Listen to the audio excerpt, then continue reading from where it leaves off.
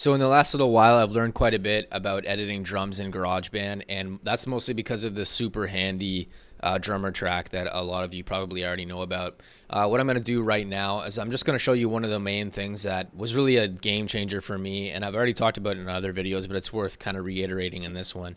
But essentially what you want to do is you want to copy and paste your drummer track into a MIDI instrument region, and what that's going to do is it's going to separate it, or excuse me, it's going to allow you to separate it into different notes, and it's going to turn it into MIDI notes as well. So this has a number of different benefits, obviously. One is that you can actually see what's going on. Like, you can actually see how the drums are created, so you can learn about a few things that we're going to talk about in a second. That's one great thing about it. And another great thing is that you can also separate the drums for mixing and effects, and you can do all kinds of other stuff like that. So I'm just going to walk you through that right now. So what you want to do is that you want to click on your piano key in the piano roll. The corresponding piano note in the piano roll is going to select all of the kit, right? So you see how it's selected all of them?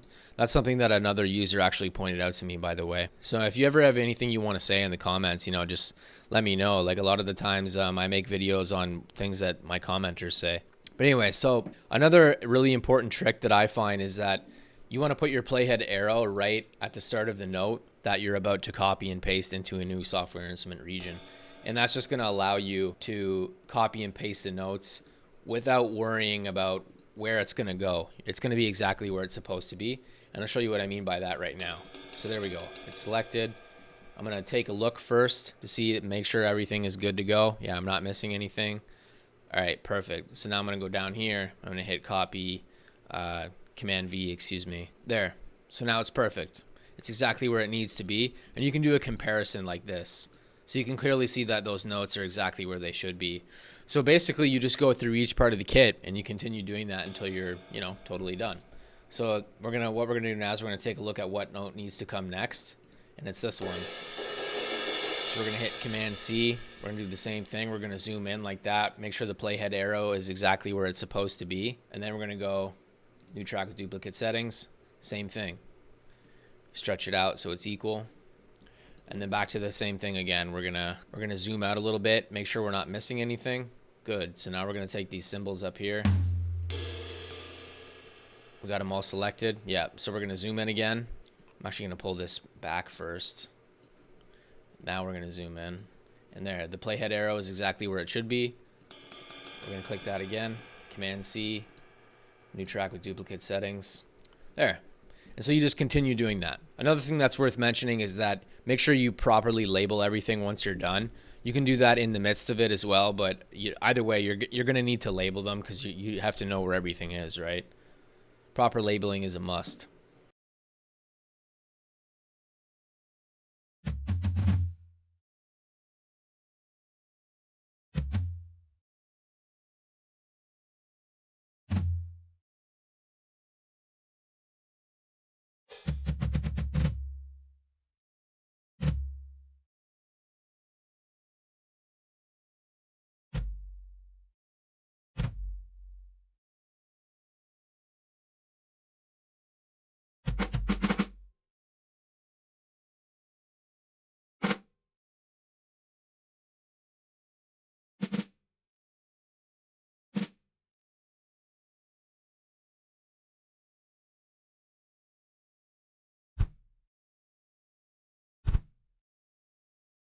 There, so now we're done. I don't know how long that took. Maybe it took 4 or 5 minutes to do that, but ultimately that's how you separate all of your kit into new things, into new track regions, excuse me. So let's play and see how it sounds.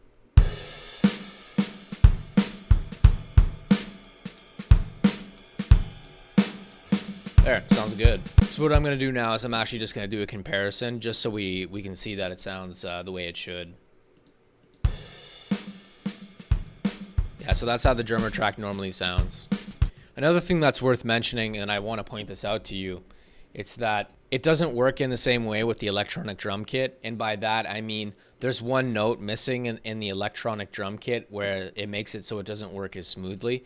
However, it mostly works. You can use the same principle, but there's just one specific note where it becomes an issue, and I'll show you what I mean by that right now. So I'm going to copy and paste this right now, right? Copy and paste, bam. So now let's take a look at the beat machine.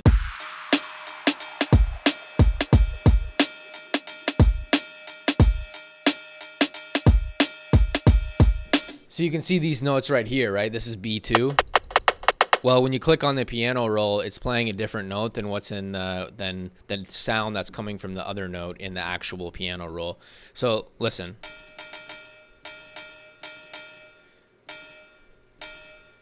And then you click on the note. So if you go and you paste that into a new instrument track region, that's going to create problems because it's going to give you a different sound than what you want. It's going to give you this sound rather than this sound. And we want the second one and not the first one. Now, a way of getting around that, and actually, before we move on to that, I'm going to tell you one more thing, which is that basically, it's like GarageBand is just automatically transforming this note into this note, which is what it should be, but they're just doing it in a slightly different way, which is very odd. But either way, it's happening. So you can actually pull it down like this. And then that's going to make it so it's the way it actually should be in here.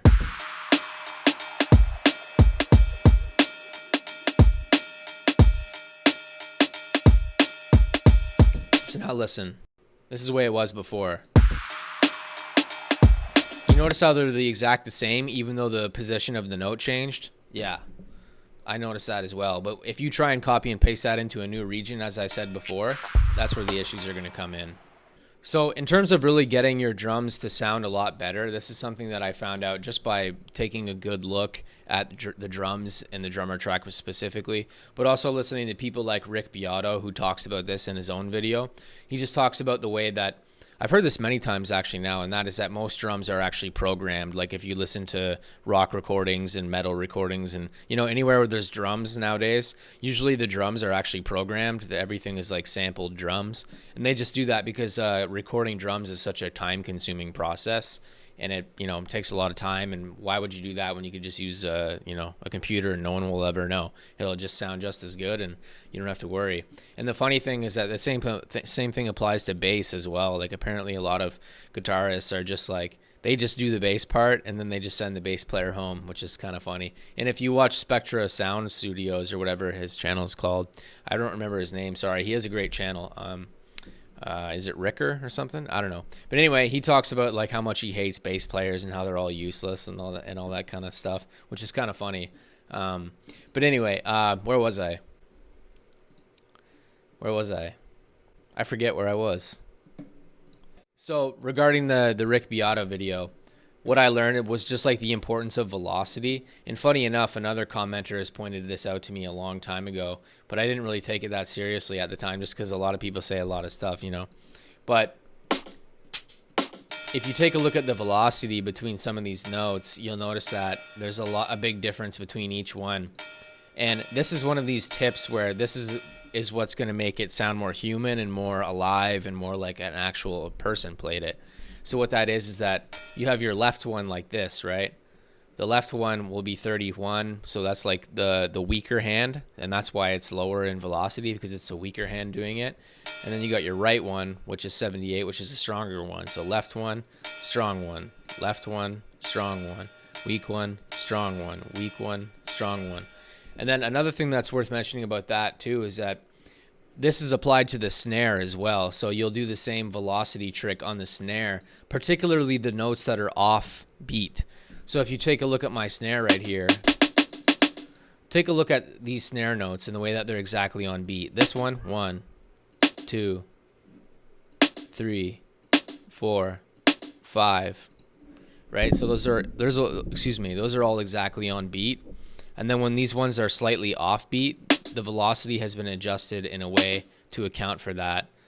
So look, this one's 92, offbeat is 76, 33, then 92, 27, 92, 33, 28, 92. So particularly the one that's meant to be the fast one right before the snare hits again, that is the one that's the weakest. So you can hear what this sounds like.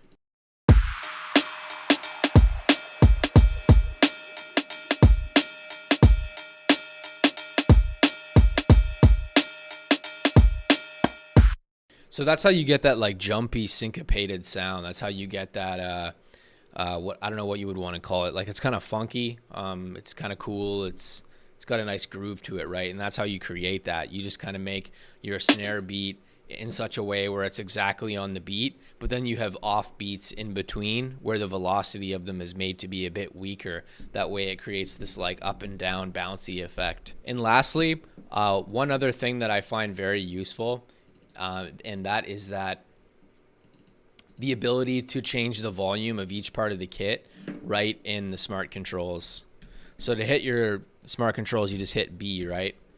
And then what that's going to do is it's going to allow you to turn up the volume of each part of the kit without adjusting your VU meter. So if you want your drums to be a little bit louder and you don't want to like put a gain plug in or a compressor with the gain turned up, or you don't want to crank the VU meter, you can just turn your volume up like that, and that's going to account for that.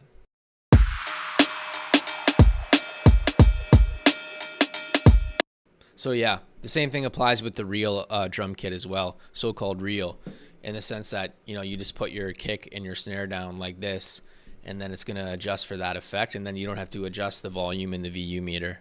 But anyway, that's all for today. That's for the basic editing tips. In another tutorial, we'll talk about, you know, mixing and effects and getting things to sound much cooler. But I find that these tips are kind of like almost like the meat and potatoes, so to speak, of like getting your drums to sound a lot better. Like let's say before they didn't sound very good.